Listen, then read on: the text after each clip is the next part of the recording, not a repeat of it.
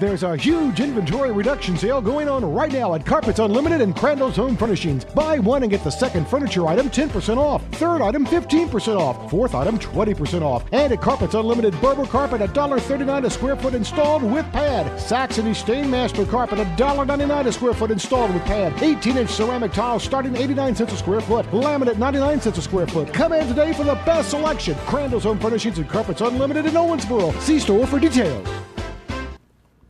All right, welcome back. Jim, Hancock County goes down to Butler County. Hornets coming off a game where I think we thought it was going to be a lot easier than what it wound up being. They just barely got by Fort Knox. Butler County got beat, I think it was Greene County 52-20. Mm-hmm.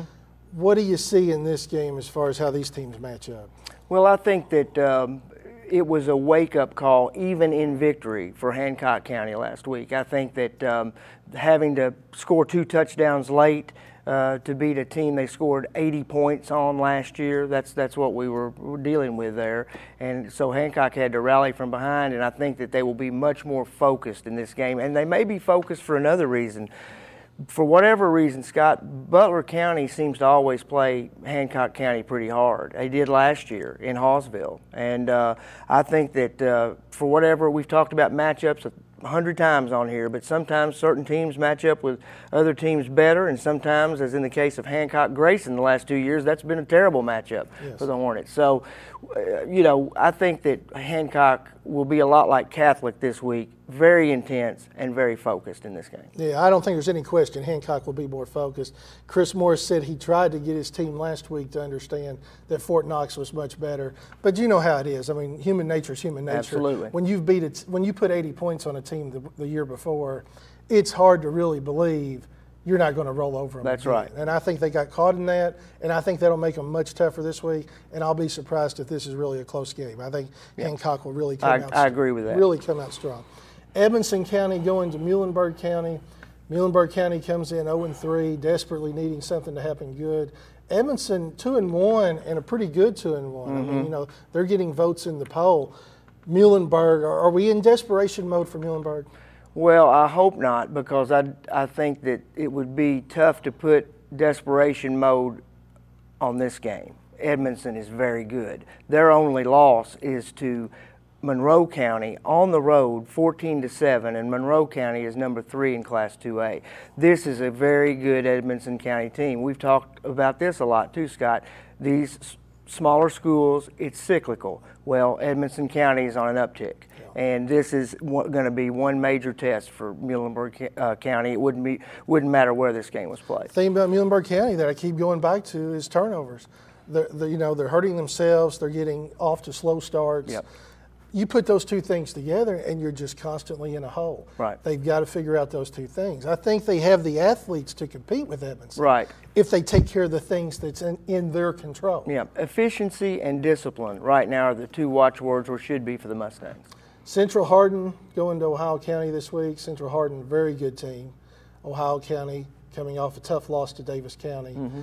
Is this just the case of one team having too much for the other, and that Central Hardin's just too much for Ohio? I think Central Hardin has too much for Ohio County, but I'll tell you what, I think this game is going to be closer than anyone could imagine. I really do. I think Central Hardin will win this game.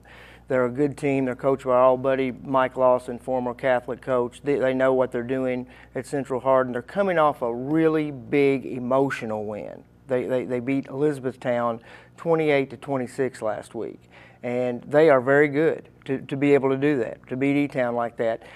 I think Ohio County may catch them at the right moment. Not that Ohio can actually win this game, but I think that Ohio County gained a little confidence last week against D.C., and I really expect this one to be actually closer than a lot of people will expect. You covered Ohio D.C. last weekend. What did you see in Ohio that maybe you weren't expecting, or that you saw things that they could really build on? Where is Ohio right now? Well, I was very encouraged by the fact that they threw the football about 25 times. I think that that's something they've needed to do.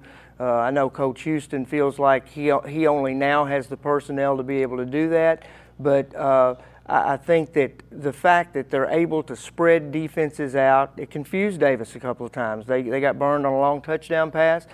I think the fact that they've got Cody Murphy at running back and the fact that they have now shown the ability to throw the ball, they had well over 100 yards passing, gives them much more hope than they had when it was just Cody Murphy against the world. I really do. You just keep hoping they can end that losing streak. Yep. You know, the longer it builds, the tougher it is to end. Absolutely. Is true of any sport. And, you know, you just know how hard these kids are trying. Yep. And that's the thing that really kills you is you see them after the game. Nobody wants to win more than they do. Yeah. And they're putting everything they can out there. Absolutely. McLean County going to Crittenden County. Boy, the McLean County schedule makers did the Cougars no favors this year. Ooh. They play number 9 Catholic. They play Allen County Scottsville was number 8 in 4A. Now Crittenden County, number 6 in single A. Yep.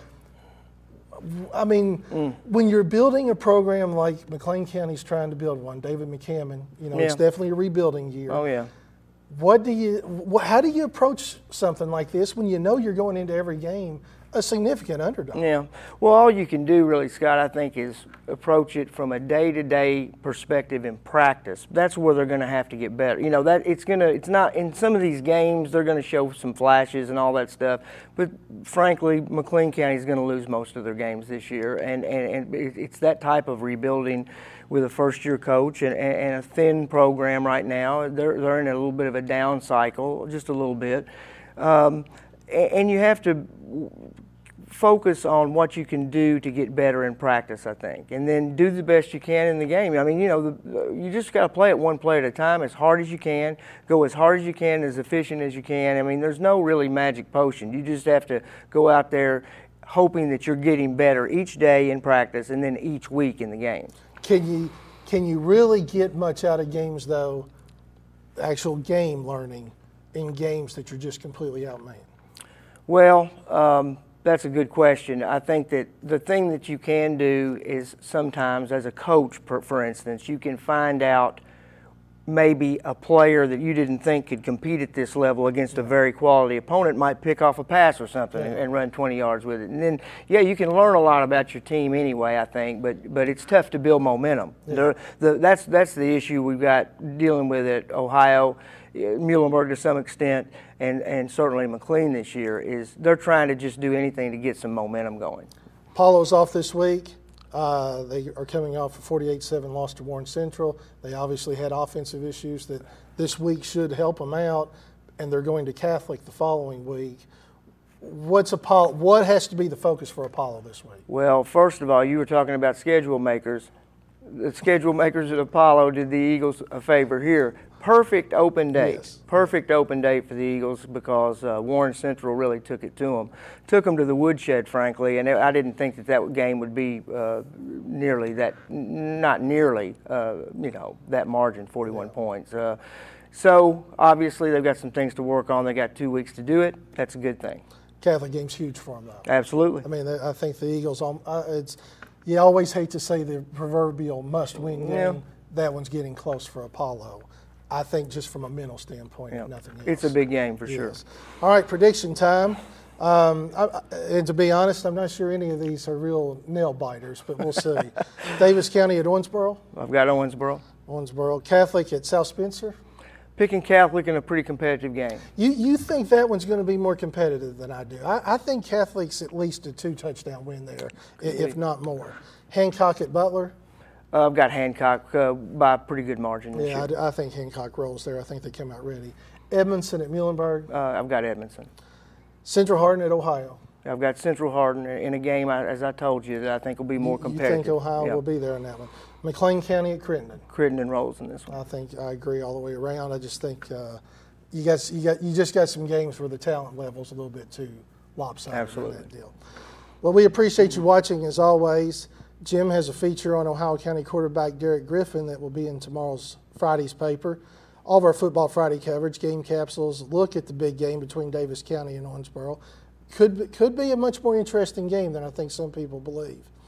It's going to be a good one, though. It's going to be a fun weekend. These city-county games are outstanding. I mean, in some respects, you throw out the records and everything and just enjoy it for what it is. These are great matchups. Yeah. Well, we hope you have a chance to get out to the fields. We will be here at 2 o'clock Monday live, and then, of course, you can always catch every show on demand on our archive at www.messenger-inquirer.com. Until next week, thanks for watching.